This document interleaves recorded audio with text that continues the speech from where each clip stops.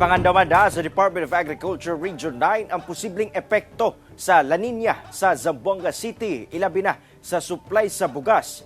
Hinoon, andam ang ahensya sa mga tabang nga ihatag alang sa mga maapektuhang mag-uuma. Ano ang report ni Krisa Dapitan? Karong humana ang El Nino phenomenon. Sunod na nga ginapangandaman sa Department of Agriculture Region 9 ang posibleng epekto sa La Niña nga gipaabot nga magsugod sunod bulan sumala sa pag-asa Zamboanga. Lakip sa ginatutukan sa DA-9 ang mga pagpaayo sa mga guba nga dike, pag-check sa mga irrigation canal ug ang gipang-apod-apod nga farm input sama sa similya alang sa mga mag-uuma.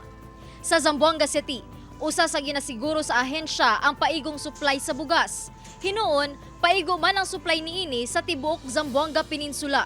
It's only Zamboanga City na hindi siya sufficient. Alam naman natin because we don't have the luxury perhaps of arable areas for rice production. But yes, we are sufficient in the entire Zamboanga Peninsula if we talk about rice production. Giangkon sa DA-9 nga wala pagayod naka-recover ang mga mag-uuma sa rehiyon sa kadaot nga dala sa El Nino. Apan ginapaniguro nila nga andam sila sa pagsulod sa La Niña season. Not really say na nakabawi sila ng fully recovered talaga because it was really a long drought. But then again, ready po tayo niyan.